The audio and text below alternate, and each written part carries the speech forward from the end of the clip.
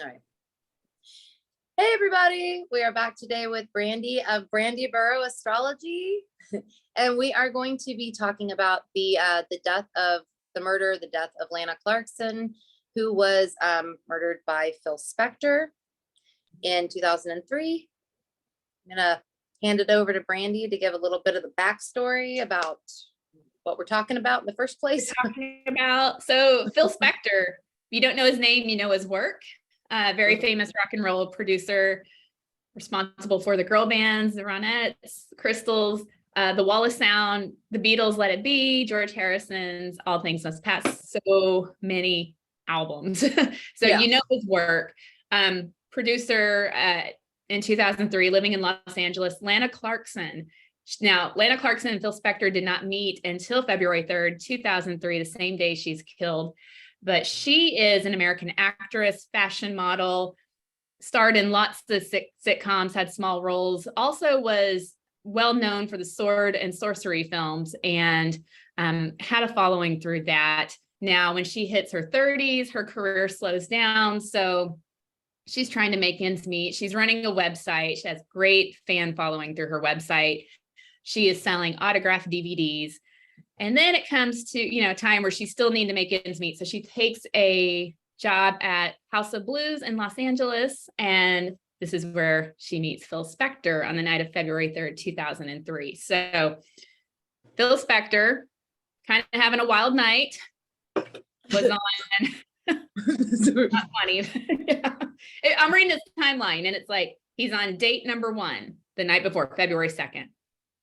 And I guess it ends early. So then he goes on date number 2. This is the goofy part. It's just goofy. Like, it's just not his night.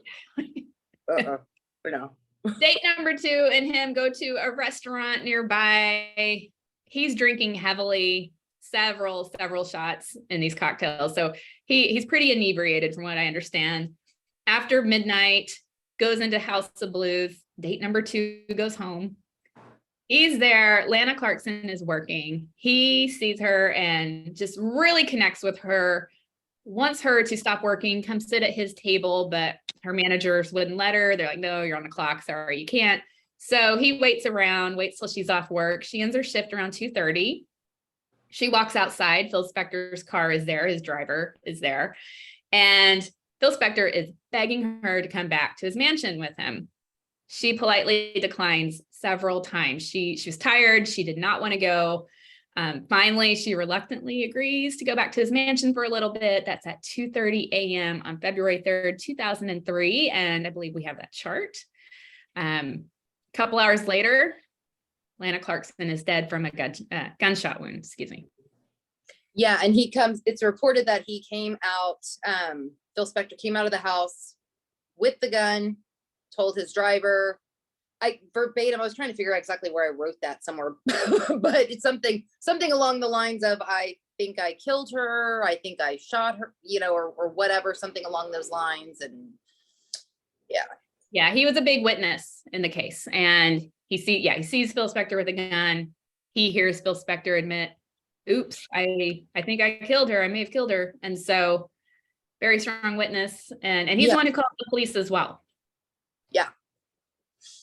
Should we start with the chart at 2:30? Yeah, let's do it. So this is the last time she's seen, and this was caught on security camera, which is wonderful. You get the timestamp. Anytime there's a crime and you're looking at it through the forensic lens with astrology, the time that someone's last seen alive is a great chart to start with. Yeah, and having a timestamp, not just like I think it was whatever time. This is on footage, so that's cool. Yeah.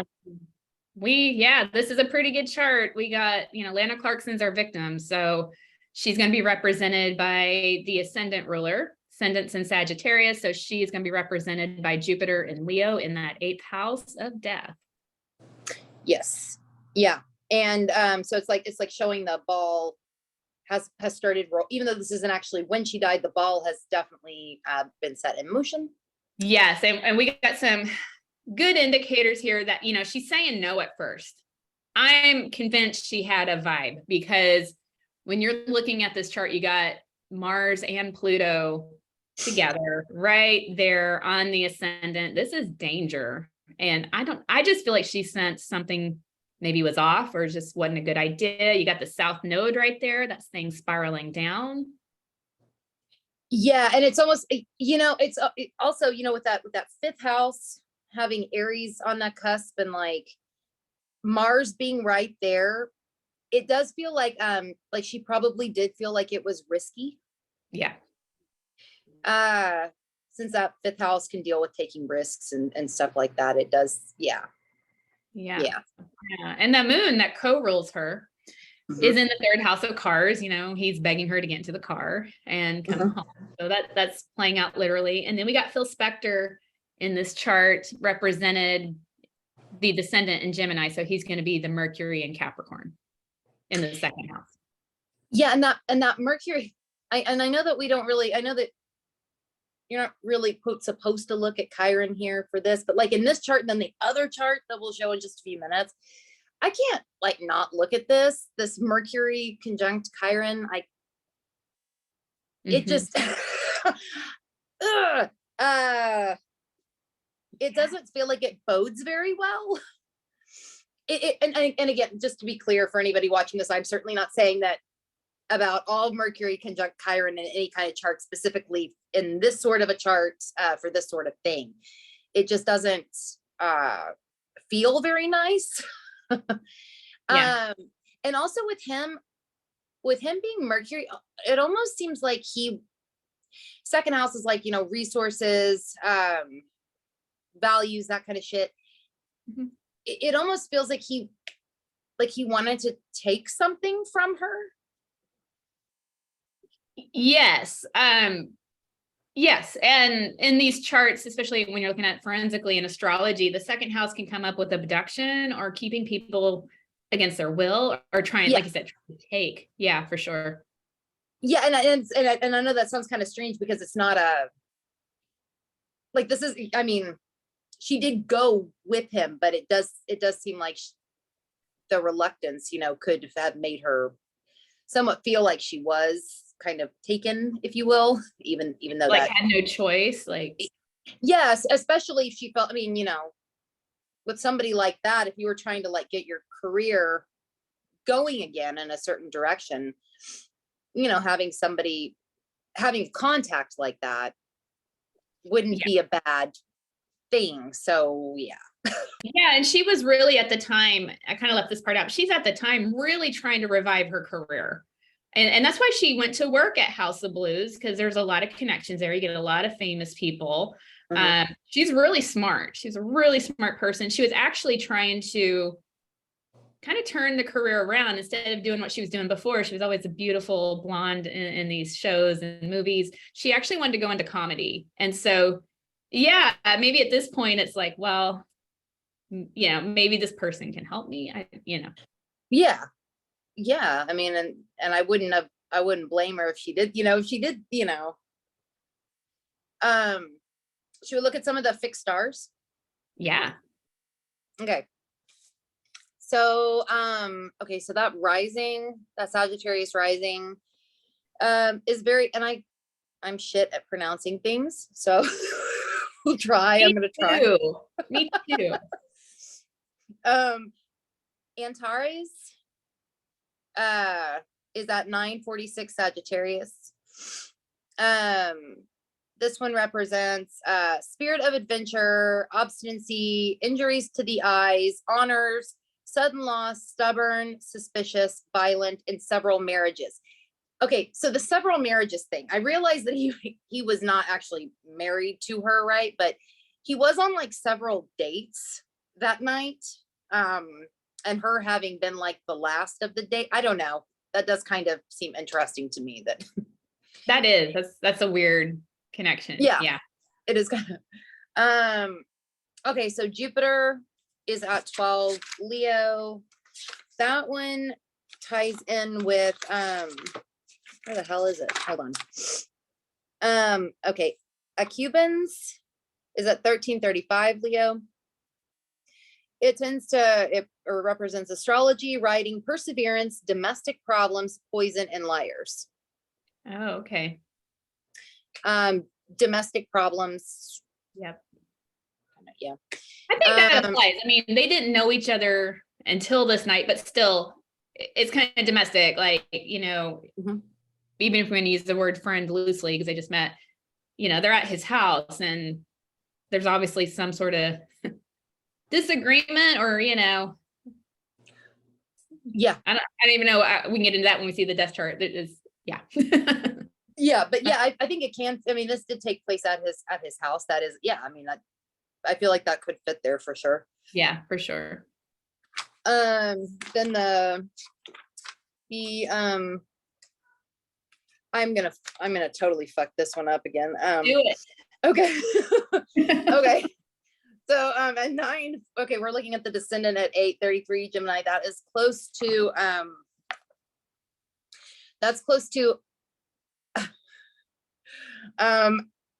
Aldi. Jesus. Sorry, I don't know how to pronounce. And I should know how to do this. I should know how to pronounce this one, but I don't. It's Aldebaran. I don't know how to pronounce shit. I don't know either. I read it and that's all yeah. So, eloquence, high honors, integrity, popularity, courage, warmongering, and agitation. So agitation. That's the one I'm focusing on. Yeah. Yeah. Because it does seem like, I mean, it seems like he probably would have been agitated having like having, already gone through 2 dates that night. That might be kind of agitating. And perhaps other things too, but and yeah, and this chart, like just looking at it with hindsight and knowing what's happened, Saturn, which represents the actual body in a forensic chart, being in the 7th house, like this is just so much of a premonition of what's going to happen. Like the body on her body on his property. Yep. Yeah, it is in his house, in his space, which is really creepy when when you're looking at it. Is there. This is a strong chart. Yeah, kind of like we started with that. Mars and Pluto in the 1st, Saturn in the 7th, chart ruler being in the 8th house. Like, whew, it's tough. Yeah. And it makes it sad because she was fighting so hard, saying, no, I don't really want to go. I don't want to go. Okay, fine. I'll go for just a little bit, and. Yeah. And should we look at the 5?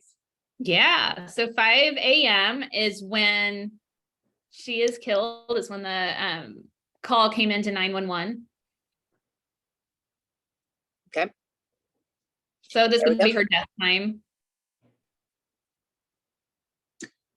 So here we've got, and again, I can't not notice that Chiron and Mercury right there. Yeah.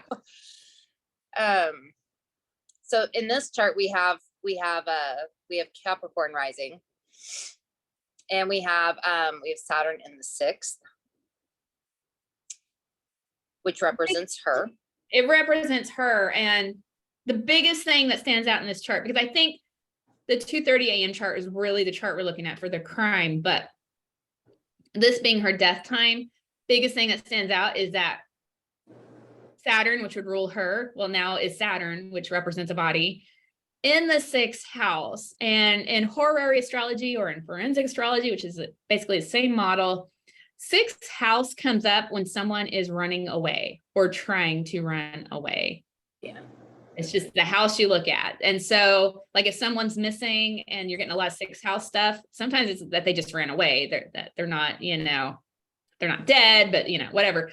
But this is like odd because she ends up dead and she's represented as running away or trying to. And even like she was found with like in a chair with her purse on, right? And like she was wanting to not be there anymore, perhaps. Purse on the shoulder. Yeah. Right by, in the entryway. So there's a front door, there's a pretty large hallway, but there is this I'm going from memory. I've watched the documentary, but there's like this table there, like a credenza or something with a drawer, which is where this gun was kept. And Phil Spector has a history of not letting people leave his house. And so many accounts from women and just friends too, male and female, that when it came time to leave, he would almost get into a panic. He did not like being alone. And so this, the guns would come out and he would hold people at gunpoint a lot of times. It wouldn't let them leave. So he has this history. So it's not out of character for him to, I mean, that's like totally not normal at all, but it's not out of character for him to have, yeah. Exactly. And of course, his story, of course, he tells the driver, oh, shit, I killed somebody, basically. But then after, investigation starts, his story turns and he's like, no, she was upset and she saw my gun and she killed herself. Like, yeah. That was his defense. So in this chart, he is represented by Cancer, by the Cancer descendant and the moon in the second house. Yes. So we can no longer use the moon for her co-ruler. It's going to actually be representing Phil Spector here. Now, there is a couple of things in these charts that are just not common. And where I'm going with that is that we're not ever seeing the first and seventh house planets connect. And that's so odd to me. Oh, do you think it could be, I guess that's not usual, and we talked about that like in the Kurt Cobain case. Yeah. So that one I'm struggling with these charts. I'm like, the sky does use what it has sometimes. And so I'm like, where are we seeing the connection here? Could it be, this probably doesn't actually make any sense, but could it be that they didn't really know one another that well? That's why it's not. Could be. But then I think to myself, what? Oh, I say it's definitely not premeditated. Yeah, I don't get the feeling that it is either, and it does feel accidental. Yeah. Like, and I agree with that. I think it's what I call an accidental homicide. Like, I don't think he wanted her to die and meant for that gun to go off. I think over the struggle and, he gets out a gun, puts it up to her, puts it in her mouth. It's probably being intense. He probably didn't mean for it to go off. Do you think there could have been any weird, I don't know, sex shit with the gun thing? On his part, yeah, maybe. I don't think she was I don't get the sense she was on board. Yeah. No, I meant more with yeah. He does things differently. We know that. Yeah. Possibly. It's kind of odd to shove it in someone's mouth. Yeah. Yeah, that is. Yeah. We're dealing with someone who's been drinking heavily for hours. This is true. Somebody that's probably not making the best life choices that they could possibly make. Yeah. So that's something to keep. That's something interesting. I'd like to actually just study more in cases that are accidental homicides where the perpetrator doesn't mean to kill the victim. We'll have to see about how those rulerships meet up. Yeah, no, that is yeah, because that that does happen where but then I mean, I do think this was an accident, but then I think to myself, he's kind of an asshole thing to do, to pull out fire. You know what I mean? Like, it's like you may not have meant to do it, but it is an asshole thing to do, Like, if you're going to have guns, and he was known to actually shoot the guns in the house, like shoot at the ceilings when he was like not wanting people to leave, and like, but you would just think, like, if you're not wanting to actually kill somebody, why would you keep those guns loaded? And it's just, nothing's makes sense about it, but yes, it's negligent. It's just negligent, but yeah, it really is.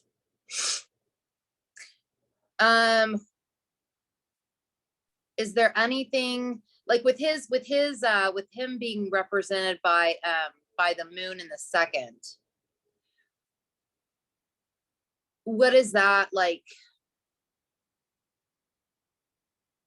I think this is the same thing we're seeing in the 230 chart, trying to, in a way, kidnap her, not letting her leave, keep The her. same kind of thing. Possessiveness. Yeah, because this is also the house of possessions, And being and like having that, yeah, I mean, in that case, it definitely feels even more like clingy, because it's in, that descendant is in Cancer, right? So it's like, no, don't leave me, like, yeah. And yeah, a Cancer descendant, Cancer is literally the home. Like, yeah,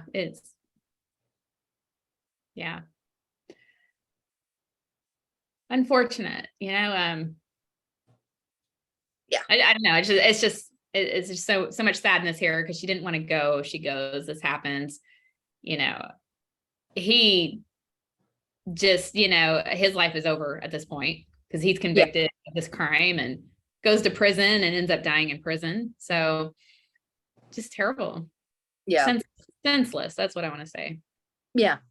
It is really senseless, and like all of it's just very unnecessary. Yeah. And I want to say this is Brandy's opinions here, but and not everybody's going to be, I'm a big music lover, have lots of friends in music, and not everybody would agree with this, and it's sensitive, but nothing about these charts screams of suicide. So for Phil Spector's defense to be suicide, that she committed suicide in his home, is just, there's nothing in this charts that support that. I'll say that it supports the opposite.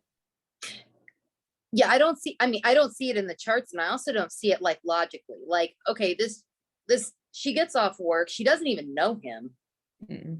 She's gonna go kill herself in somebody that she doesn't even know. Like, it doesn't even logically make any sense. No, that makes no sense logically. Forensically, in astrology, it shows she's entering some violence. Yeah. And especially in the 230 chart. And yeah. Should we see, let me see, that for her being 22, 27 Gemini. Let me see, the Saturn, I mean. Let me see. 20, oh wow, there's a whole bunch right around there. Okay, so there are two right around there. It's probably the closest to Elnath at 2226. Well, yeah, 2226, right? Because it's like just like it's right there. Luck, fortune, success, quarrels, and headstrong. It's also close to one named Alanam, something like that. Brief fame, quick temper, scandal. That makes sense. Yeah, the quarrels, scandals, because this turned into a big thing. I mean, I can't remember how many years this was, because the first trial ended in a mistrial. You had one or two jurors that just didn't know, couldn't make a decision. Then second time, of course, he was convicted. So that makes sense, everything around that. Now, if you want to follow the rulers from the 230 chart, which was Jupiter and Mercury, right? You follow them in this chart. What I find interesting is Lana being Saturn in the sign of Gemini, in Phil Spector's sign, Mercury sign from the earlier chart. Yes. And his moon is in Jupiter's sign, And it kind of, it feels like it does kind of connect. Like, maybe this is our connection. Maybe it very well could be. I mean, it could be. Her body is in his sign. Yeah. Yeah, it really could be. Yeah. Let's see if there's one for him for that moon at 9 Pisces. Right? Yeah, 9 degrees, 1 minute of Pisces. Okay, that's near 852 Pisces. It's Scat. I think that's how it's pronounced. Good fortune, personal charm, lasting happiness, psychic interest, sensitivity, occult interest, and many friends. He Many, did have many friends. He had a lot of friends supporting him. yes. Yeah, many. Yeah, that's kind of the one that that stands out the most to me here. The many friends. Mhm. Mhm. Yeah. Do we want to look at maybe his birth chart just to kind of see what kind of person are we dealing with? Like, are there any markers in Phil Spector's birth chart that would? Yeah. I'm also looking. There's something also one other thing, and I know I'm looking at like that moon. It's like squaring the nodes. Yeah. I don't know. I can't quite put my finger on exactly how I want to. Sometimes I have that problem. I'll like think something. I have problems articulating it, but there is something that feels kind of, especially with him being represented like by that, like feels kind of fatey. Yeah. In a way. Yeah. And a lot of theories behind the North and South Node is past life, it's karmic, just depending on how you look at those. So that would make sense. Or like, I almost, or like he could, like, okay, like I kind of get this feeling like he could have gone either way here. Mm-hmm. I don't know. I like, this is the way he chose. Yeah. Let me see. I'll pull his birth chart. Okay, which one is? Okay. This is yeah. I know he's a Capricorn, December 26th. Yes. So this is his birth chart. We actually have his birth time. It's the time was taken from his birth certificate. So we got a real birth chart here. Dude, that moon would have been, is that, oh, okay. Sorry, I was getting excited about something. It doesn't exist. Don't worry about it. It exists somewhere. Yeah. So we got his Capricorn sun in the 7th house. Not everybody, you got to look at the whole chart, but there's indications here of being a little codependent, not like being alone. So this kind of makes sense doesn't make sense, doesn't excuse, but the stories about him not wanting people to leave. He hated being alone. There's the sun in the 7th house thing going on here. Yeah. Opposing that moon. Yeah. In the first, independence versus partnerships at war with each other. Yes. Yeah, there probably was. And that, like, even that, and I know it's in Aquarius. I know it's in Aquarius, but Venus in the 8th. Mm-hmm. There can sometimes be, sometimes I found, not universally, but sometimes I found that there can be some like, sometimes can be some codependent stuff with that too. That makes sense. We had this in an equal house system. So funny because I always use whole sign. This is just, wow. It must have been, I've had this pulled for a while, obviously, but yeah, that definitely. And I know he came from not a great childhood, some abusiveness, neglect. And we're looking at the 4th and 10th house rulers. We got Mercury and Sagittarius in a detriment. We got Jupiter in Aries. It's not strong or debilitated, but childhood, and you got Neptune in the 4th house. Yeah. And childhood stuff at play. Yeah. But going back to that Venus in the 8th house, so you want to look at the houses that are ruled by Venus, which would be the 5th house and the 12th house. Yeah. And they're ruled by Venus, which is seated in a house of loss. So these are areas that will create loss for him: drinking, 5th house, having fun, dating. This is where romance, like early romances started. 12th house, anxieties, nervousness. Like it's, so looking back, it's kind of an interesting placement. It is.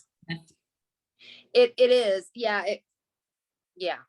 It is. That they'll both bend to, both of those will bend to that Venus in the 8th. Yeah. And is that out of sign? It's also squaring his nodes. Yeah, it's within Uh-huh. yeah, 5 Out, degrees. Yeah. out of it is out of sign, but yeah, that's okay. And it's Venus is the ruler of the North Node. Yes. So if you want to get, and I love evolutionary astrology. It's like my favorite thing to use with the North and South nodes here. But yeah, if you kind of want to look at what's going on, if you believe in past lives, he's got Saturn on the South node. So there's something about being victimized in a past life, being restricted, having strong authority not go well for him. And of course, the North Node in Libra is learning to trust people, or, it could go all sorts of directions, but definitely some karmic things going down in this life. Yes. Yeah. Yeah, that totally now I'm just gonna want to sit and stare at this. Okay. Yeah, a lot of times, not every time, but sometimes when you get that Venus squaring the South and North Node like that, it can be like maybe in a past life, like something happening with female presence, females getting in the way, being victimized by them or something like that. And in the current life, it's learning about dealing with that power, with that authority. He was very controlling with women. That when he was married to Ronnie Spector, she had to escape barefoot. He took away all her shoes so she couldn't leave. Which is awful. He bought her children for Christmas. He came home with babies, and it was like, she was like, I didn't say I wanted a baby, so he was very controlling or known to be. I wonder if there even like the square could be like, because we're talking about the sign of like weird ass values. Yeah. But yeah. Very unconventional with Aquarius. Yeah. And perhaps, the eighth house is like, it's a little bit more, it's more hidden. It's a little more secret. Mm-hmm. Yeah. Well, I could go on and on about that. Lots of secrets there. Yeah. And speaking of values, you go to the second house to look at someone's values as well. You got Pluto there and Chiron. Yes. Which doesn't particularly feel like the easiest thing in the world. Yeah. Like at all. This is someone with Chiron here. I think that's safe to say, someone who definitely deals with self-esteem issues, self-value, even though he's very successful in his career, is responsible for some of rock and roll's best albums. I mean, but not feeling great about who he is. Yeah. Is his chart, I need to go back and look. Is his descendant conjunct the ascendant with the first chart? The first chart was 8 degrees Sagittarius. Okay, so it's like it's 3 degrees. Okay, that's interesting. And then the descendant would have been at 8 degrees Gemini, which is very close to the ascendant in his. That's interesting. Yeah. Do you know what else is interesting? If you compare, now I don't have Lana Clarkson's birth time, but I have a general chart pulled up. Okay. If you compare their charts, do a synastry. Let's see. Because you sent me that, right? That one? Yes. Okay. It's probably okay. I see. One. Yeah. There we go. So look at this. If you look at, we'll start with him, his Pluto, 2 degrees Leo in that third house. He's the inner chart. And then let's find Venus for her.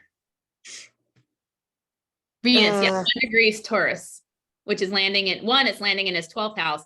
It is squaring Pluto for him. That is a powerful. Oh, it is. Like connection. It's instant. It makes sense why he's very drawn to her. Okay. Most up. Yeah. Yeah. Now her Pluto is 7 degrees Virgo in that, 4th house for him. And let me see where his sun, 4 degrees Capricorn, is trining her Pluto. So this is different. He's connected to her probably, I always use the word romantically, but that's not always like consensual here, but he really likes her. He's attracted to her. Uh-huh. She feels like she's not necessarily attracted to him in the same, sense, but she can feel that there's something powerful about him, probably the connections, the names, Yeah.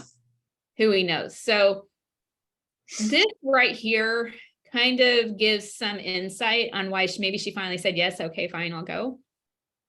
The Plutos are strong and making strong connection in each other's charts. And look at her south node conjunct his midheaven. Yeah. It's like, I mean, they're both at 6. That's Yeah. So South Node can be looked at as the downward spiral, as I like to say, things going the wrong direction, right on his career. Yeah. Now his career had been stalled out. He was not really doing much as far as like producing, but from what I understand, he was wanting to get back in it. Yeah. So, yeah, that's not a good match for someone who wants to get things rolling again, career-wise. Yeah. That's really, I actually, I know you sent me this a little bit ago. I hadn't actually looked at this particular one yet. And I'm like, damn. Yeah. And we might have her moon on his south node. We don't know what time he was born, but either way, it's within degree. It's pretty, depending on if she was born around 5 a.m., that's pretty tight. So yeah, they both have things with the south nodes going on too. I want to, I always want to be careful saying like murders are karmic. Like I just feel like that's insensitive, but it's like, there's something going on though. Yeah, no, yeah. And if what I said earlier came off insensitive, I didn't mean it like, but it is like this is interesting. Yeah. And I think just looking at it astrologically, when you see the south nodes meet up, it's like something's going on with the energies here. What's being balanced, or what's, yeah. What's the purpose? There's usually purpose of some sort. And again, I hate. It didn't necessarily have to go this way. It could have gone other ways, but there probably was some purpose for them. For meeting up. Yes, for meeting up. Yes. Exactly. Like there's some sort of karma to be balanced. Maybe he could have helped her with the career. He knows things, or So he definitely, karma does not have to be balanced in one way. And I don't see the purpose of anything getting balanced with this. I just see it creating more of a shitstorm if you believe in, reincarnation and things continuing. So yeah. Is there anything else you want to say about anything before we head off? I just, I'll end with, I think from what I have done in research and have learned about Lana Clarkson, brilliant, amazing, talented, beautiful person. And it's just such a sad story. Phil Spector, also talented. Wish things could have gone a different way for that. It's just terrible. Yeah, it really is. Especially since it sounds like they were, both trying to kind of not start over, but revive things. And at a point in their life, like for her, feeling hopeful, like trying to make ends meet, trying to make things work, but also feeling hopeful, like I'm gonna do this with my life. I'm gonna turn it around. I'm gonna become a comedian and do what makes me happy. And it's sad. Yeah, it is. Yeah. And she is interred at the Hollywood Forever Cemetery. You guys ever go out there, go pay respects to her. It's a beautiful cemetery. Great place for someone who was so talented. And do you want to share where you can be found? Yeah, brandyburrowastrology.com. Also on YouTube and Instagram under Brandy Burrow Astrology. I do natal chart readings, transit readings, and believe it or not, tarot readings. And Ellie, where can we find you? You can find me at saturnseason.com, on Instagram at Saturn Season Astrology, and on YouTube at Let's F with Astrology. Thank you so much, Ellie. I appreciate you having me on to discuss this. It's another interesting case, and enjoy hearing your thoughts. And thank you for wanting to do this. Always. And I guess we will see you all later.